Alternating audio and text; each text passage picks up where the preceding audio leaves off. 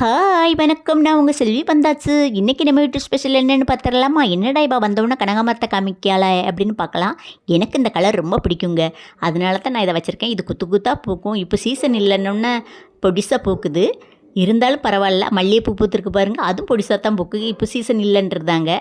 அது குண்டு குண்டாக பூக்கும், இப்போ பொடிசாக பூக்கு எதுக்குன்னு தெரியல. அப்படியே கீழே போயாச்சு. கீழே போகும்போது குட்டீஸை வச்சுக்கிட்டு தாய் நின்றுக்கிட்டு இருந்தா, அவளை நவட்டி விட்டுட்டு அப்படி கீழே போயாச்சு. நம்ம முனியசாமி படுத்திருக்காரு. படுத்திருந்தோன்னா அவரையும் எழுப்பி விட்டாச்சு.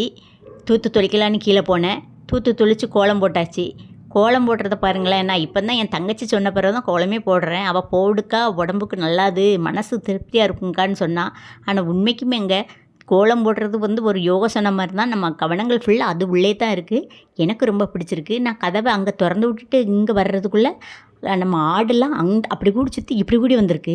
அது நிற்கும்போது நம்மளுக்கு சும்மா கூட மனசில்லை, பாவமாக இருந்துச்சு. ஒரு கிளாஸ் அரிசியை போட்டேன், அதை அப்படியே சாப்பிட்டுட்டு அது கீழே இறங்கி போயிடுச்சு. எங்கள் அக்கா இன்றைக்கி மீன் வாங்கி தந்தாங்க. எங்கள் அக்கா தான் இன்றைக்கி வாங்கி தந்தாங்க. அதனால் அந்த குழம்பு வைப்போம் அப்படின்னு குழம்பு வைக்கிறதுக்கு ரெடி பண்ண முன்னக்கூட்டி நம்ம குட்டீஸ்களை திறந்து விட்டு போடுவோம். திறந்து விட்டால் தான் அவங்க ஒரு சுற்றிட்டு அப்படியே வாக்கிங் மாதிரி போயிட்டு வெளியே போயிட்டு வருவாங்க. அவங்கள திறந்து விட்டாச்சு. அவங்க அப்படியே சுற்றி அடித்து வராங்க. வெளியே போயிட்டு அவங்க வந்தோடனே அவங்கள வச்சு கதை படைச்சாச்சு. இட்லியை வச்சாச்சு. பழைய சாம்பார் இருந்துச்சு, அதை வச்சு சாப்பிட்டாச்சு. மீன் குழம்புக்கு நான் என்னெல்லாம் போடுவேன்னாச்சுன்னா நீங்கள் பாருங்களேன். அதுக்கு தான் நான் பெரிய வீடியோவே போட்டிருக்கேன். மீன் குழம்பு இந்த மெத்தேடில் தான் நான் வைப்பேன். அது மண் சட்டியில் தான் வைப்பேன். மண் சட்டியில் வச்சா ருசியாக இருக்கும், மணமாக இருக்கும். நம்ம சும்மா கண்ட மணிக்கு அந்த சட்டி இந்த சட்டின்னு வச்சாச்சுன்னா அதோட ருசியே குறைஞ்சி போயிடும். மண் சட்டியில் வச்சு நீங்கள் பாருங்களேன், சூப்பராக இருக்குங்க குழம்பு. நம்ம எந்த குழம்புமே மண் சட்டியில் வச்சா நல்லா அருமையாக இருக்கும். நான் மண் சட்டி ஒரு 10 சட்டியாட்டுன்னு வச்சுருப்பேன். ஒவ்வொரு குழம்புக்கும் ஒவ்வொரு மண் சட்டியில் வச்சுட்டு அப்படியே மாற்றிடுவேன். எப்போயுமே அப்படி தான் செய்வேன். நம்மளுக்கு என் பொண்ணுக்கு மீன் குழம்புல போட்டால் தான் பிடிக்கும்.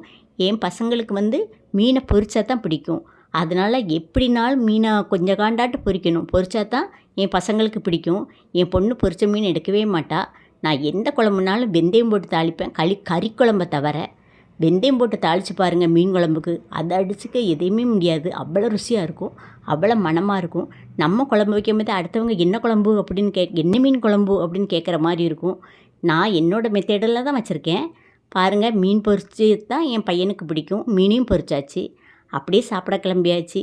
காலையில் டிஃபன் இட்லி சாம்பார் தான். மத்தியானம் நம்ம வீட்டு ஸ்பெஷல் இது தாங்க.